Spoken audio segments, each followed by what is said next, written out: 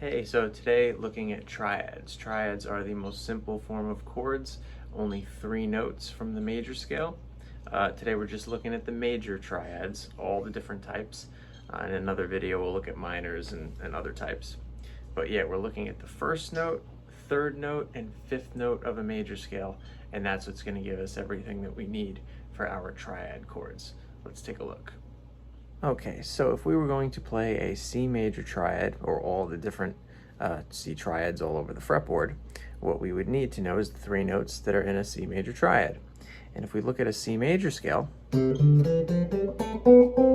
matter how you play it, any version of a C major scale, what we need is note 1, note 3, and note 5. Note 1 is C. Note 3 is E, and the 5th note is G. So C, E, and G make up our C major scale. Our C major triad. Now the idea is to take those 3 notes and put them on 3 adjacent strings. And once we do that, there's different ways of jumbling the notes around. So we had the 1, the 3, and the 5. So what I'm going to do is let's go to the E string just to start things off and find this C at the 8th fret. And if we find that C, the E on the next fret, and on the next string, and a G on the next string, C, E, G, we now have our C major triad, 1, 3, 5. Now we can stay on the same set of strings and just jumble them around as well. So instead of 1, 3, 5, we can, which is C, E, G, we can also do 3, 5, 1, which would be E, G, C. So we get a little bar here.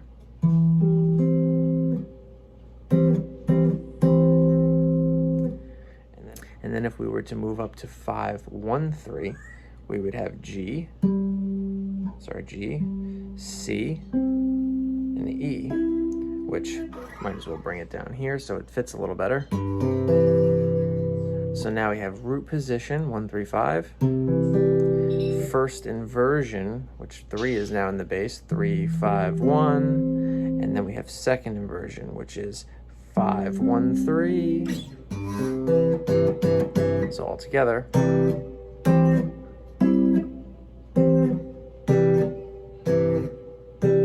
So all different C chords, at least on these 3 strings. Now the idea is to get the 3 inversions or 3 shapes on all the different sets of strings.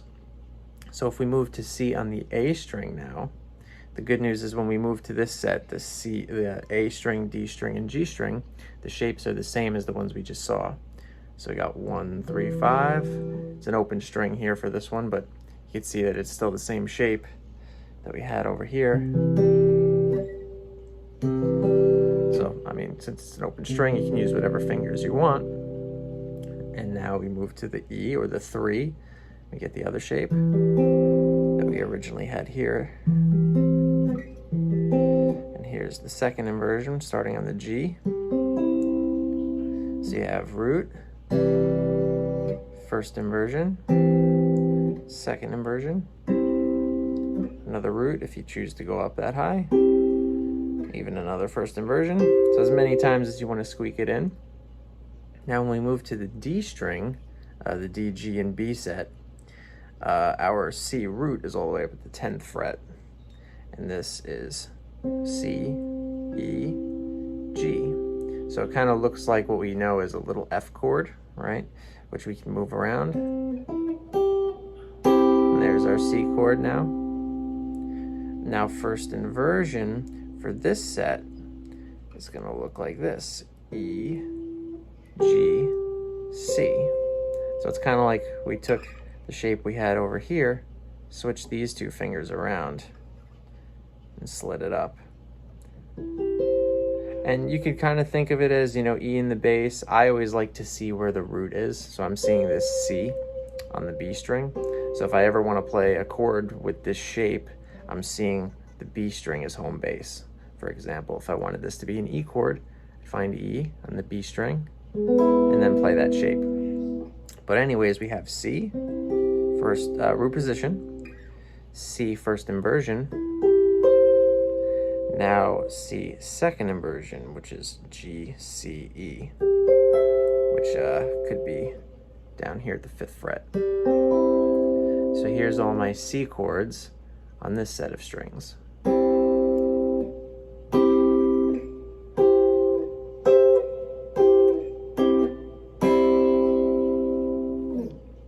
And then the last set, the little strings, G, B, and E.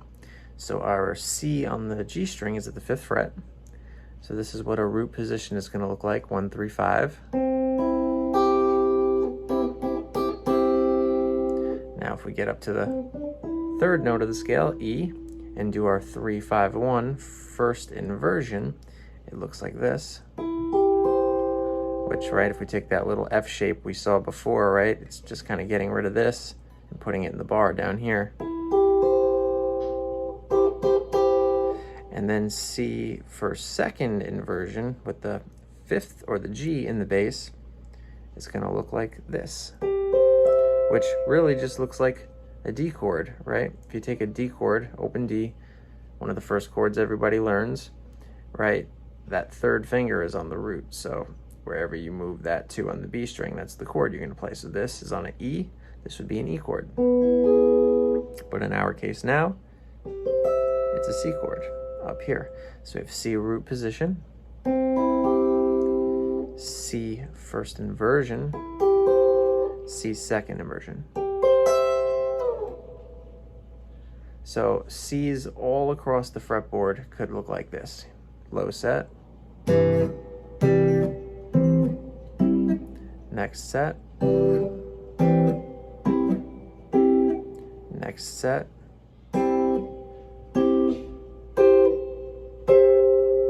and next set.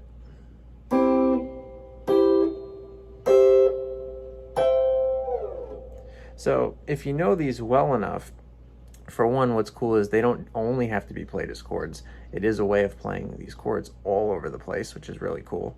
But you can also single the notes out and use them in your soloing as if they were scales. You know, these shapes. You could single notes out from any of them. So they don't have to be played as chords, but they're very cool to use as chords. It's a great way of adding in a little extra flavor. So if I wanted to play a G chord on the middle set of strings, although it could be any set of strings or a combination of different sets, I'd have these options.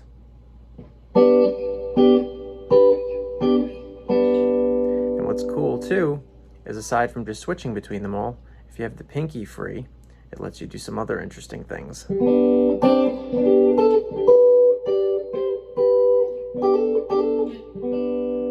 So that was all variations of G as opposed to just doing something like this.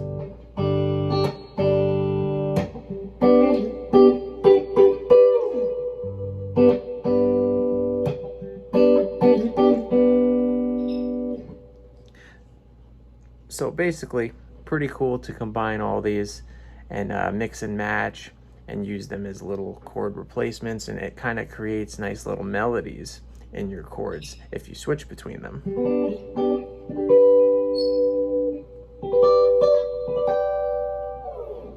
So check them out and give them a shot.